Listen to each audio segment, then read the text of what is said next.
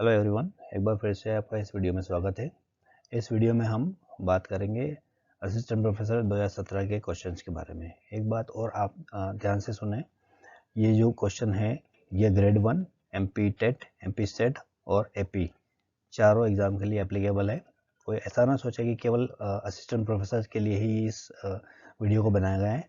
तो इस वीडियो को सभी जो भी एस्पिरेंट्स है, चाहे ग्रेड 1 के हो, चाहे एमपी सेट के हो, टेट के हो या असिस्टेंट प्रोफेसर के हो, ये सब के लिए अप्लीकेबल है। तो कृपया इसको ध्यान से देखें, स्किप ना करें।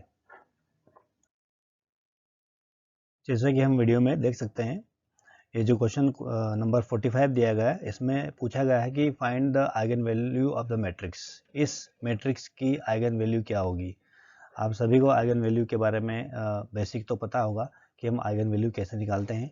जनरली जो हम आइगन वैल्यू निकालते हैं वो जो मैट्रिक्स का कैरेक्टरिस्टिक इक्वेशन है a minus lambda equals to 0, इससे निकालते हैं, ये सभी को पता है। लेकिन कंपटीशन एग्जाम के लिए इस इक्वेशन से आप अगर निकालेंगे तो आपका बहुत टाइम वेस्ट हो जाएगा। इसलिए मैं पहले भी वीडियो में बता चुका हूँ कि आपको जो प्रॉपर्टीज़ है, फैक्ट्स है, रिजल्ट्स है, वो आपको कॉन्सेप्ट्स है वो याद रखने हैं। उसके अकॉर्डिंग ही ये क्वेश्चन बहुत जल्दी हो पाएंगे। अब यहाँ पर आप इस क्वेश्चन को देखें तो इसमें अपर ट्रायंगुलर मैट्रिक्स दिया हुआ है। तो अपर ट्रायंगुलर मैट्रिक्स का जो डायगोनल्स है वही उसके आइगन वैल्यू होते हैं। तो आपको देखते से यहाँ पे क्लिक हो जाएगा कि अपर ट्रायंगुलर मैट्रिक्स है तो इसके डायगोनल्स ही इसके आइगन वैल्यू होंगे। तो इसका मतलब इसके आइगन वैल्यू क्या होंगे, 315। अब ऑप्शन में देखें हम, ये 315 पहला ये ऑप्शन इसका सही है। तो इस तरीके से आपको स्टडी करनी होगी। कॉन्सेप्ट, रिजल्ट्स और फैक्ट्स ये और थ्योरम या स्टेटमेंट वो आपको याद रखने होंगे, तभी हम इजीली बहुत जल्दी इन क्वेश्चंस को अटेम्प्ट कर पाएंगे। तो आपको यहाँ पर रिजल्ट नोट करने की ज़रूरत क्या है कि अपर ट्रायंगुलर मैट्रिक्स का जो आइगन वैल्यूज़ है वो उसके डायगोनल एलिमेंट्स ही होते हैं। अब इसी में और कौन कौन से क्वेश्चन बन सकते हैं। मान लीजिए आपसे पूछा जाए कि इस मैट्रिक्स का ट्रेस क्या हो सकता है। अब ट्रेस आपको उस दिन भी बताया था कि ट्रेस जो है सम ऑफ द डायगोनल्स होता है। ये किसी भी मैट्रिक्स का सम ऑफ द डायगोनल्स के बराबर ही होता है। तो इस मैट्रिक्स में जो डायगोनल दिए हुए कौन कौन से, 3 1 5 दिए हुए, दैट मीन्स 3 + 1 + 5, दैट मीन्स ये इसका ट्रेस हो गया।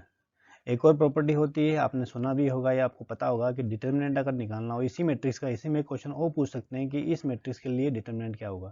तो आपको मैं बता दूं कि प्रोडक्ट ऑफ आइगन वैल्यूज वो उसके डिटर्मिनेंट के बराबर होता है, ये आपको पता होना चाहिए। तो इस केस में अगर हम इसको अगर मल्टीप्लाई करें इन आइगन वैल्यूज़ का, तो 3 5 ज़ा 15 × 1 मतलब 15। तो इसका डिटरमिनेंट जो होगा वो 15 होगा। तो इस तरीके से आपको जो कॉन्सेप्ट है वो क्वेश्चन के बेस पर आपको तैयार करने होंगे। एक क्वेश्चन, जैसे एक क्वेश्चन पूछा, इसका मतलब ये नहीं कि बस ये सीमित हो गया, इसी में आप नंबर ऑफ क्वेश्चंस को अपने खुद से भी प्रिपेयर कर सकते हैं। जैसे कि मैंने आपसे ट्रेस के बारे में यहाँ पूछ लिया और डिटरमिनेंट के बारे में आपको बता दिया। तो इस तरीके से और भी हमको एक्सपोजर या एक्सप्लोर उसको करना होगा। अब आगे बढ़ते हैं। अब और क्वेश्चन क्या अराइज हो सकते हैं, देखिए यहाँ पर इसी क्वेश्चन के लिए आपसे पूछ सकते हैं कि ए इनवर्स के आइगन वैल्यूज़ क्या होंगे। ये मैट्रिक्स ए दिया हुआ है, इसके आइगन वैल्यूज़ क्या होंगे। तो आपको प्रॉपर्टी पता होना चाहिए किसी मैट्रिक्स के आइगन वैल्यू अगर λ1, λ2, λ3 एंड सो ऑन हो, तो उसके ए इनवर्स के जो आइगन वैल्यूज़ होते हैं वो कौन कौन से होते हैं। वो होते हैं 1/λ1, 1/λ2, 1/λ3 एंड सो ऑन। एक क्वेश्चन ये भी हो सकता है। तो इसमें अगर ए इनवर्स के आइगन वैल्यूज़ की हम बात करें तो कौन कौन से होंगे। ये 1/3 होगा, एक 1/1 दैट मीन्स 1 होगा, और एक 1/5 दैट मीन्स ए इनवर्स के लिए जो आइगन वैल्यूज होंगे वो ये होंगे। इसी तरीके से अगर आपसे पूछ लिया जाए इसी क्वेश्चन के लिए कि ए स्क्वायर के आइगन वैल्यूज़ क्या होंगे, तो जाहिर सी बात है ए स्क्वायर के आइगन वैल्यू λ1 का स्क्वायर, λ2 का स्क्वायर, λ3 का स्क्वायर होंगे। ये प्रॉपर्टी है आइगन वैल्यू की। इसका मतलब इस क्वेश्चन के हिसाब से हमारे पास जो आइगन वैल्यूज हो जाएंगे वो हो जाएगी 9, 1 और 25। तो ये भी क्वेश्चन को एक्सप्लोर करने का तरीका है। तो आप और भी वैरायटी के हिसाब से अपने नंबर ऑफ क्वेश्चंस को सॉल्व करने के हिसाब से इसमें थ्योरी अप्लाई कर सकते हैं। तभी एक ही टॉपिक के लिए नंबर ऑफ क्वेश्चंस आपके तैयार हो पाएंगे। अब अगले क्वेश्चन की बात करते हैं ना, question number 46। If the characteristics equation of a matrix A is lambda cube minus lambda plus 1 equals to 0, then what is A inverse. यहाँ पर ए इनवर्स पूछा गया है। सबसे पहले इस क्वेश्चन को आपको समझना होगा, ये क्वेश्चन किस थ्योरम का है या किस स्टेटमेंट का, किस रिजल्ट का है।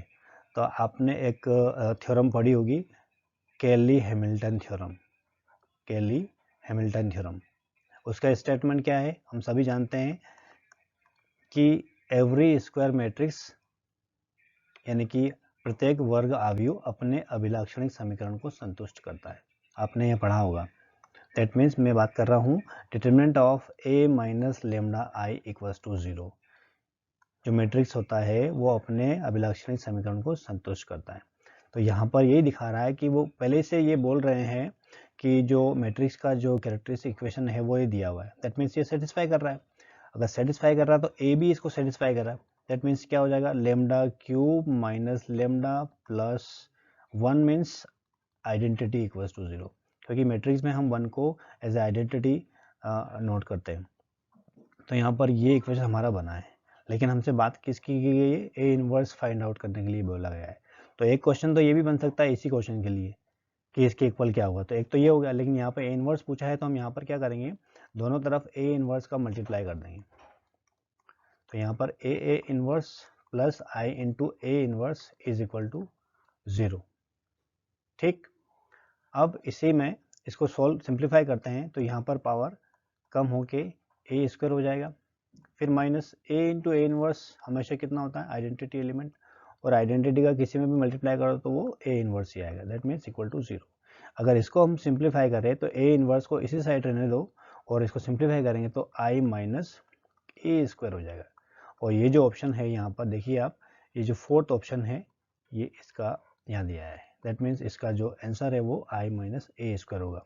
तो इसमें भी कॉन्सेप्ट कौन सा लग रहा है, थ्योरम कौन सी लग रही है, उससे ही क्वेश्चन इजीली हो पा रहा है। अगर आपको थ्योरम पता नहीं, स्टेटमेंट पता नहीं, तो ये क्वेश्चन फिर आप वापस नहीं कर पाएंगे। मैं फिर से रिपीट कर रहा हूँ, मेरे हर वीडियो में ये बात बार बार बोली जाएगी कि आपको कॉन्सेप्ट, थ्योरम्स, रिजल्ट्स ये हमेशा याद रखने हैं, इनके प्रॉपर नोट्स बनाने हैं आपको, तभी आपका टाइम एग्जाम में बचेगा, ताकि अगले क्वेश्चन के लिए आपको टाइम ज़्यादा मिले।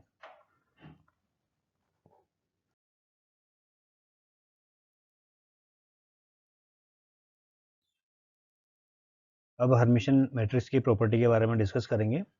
आप देख सकते हैं यहाँ पर सबसे पहले जो प्रॉपर्टी है वो है डिटर्मिनेंट ऑफ हर्मिशन मैट्रिक्स। आप इसको भी नोट करें, हर्मिशन मैट्रिक्स का जो डिटर्मिनेंट है वो रियल होता है।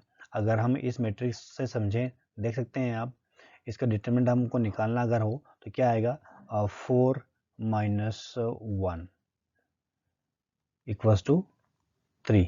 तो ये भी रियल ही आया है।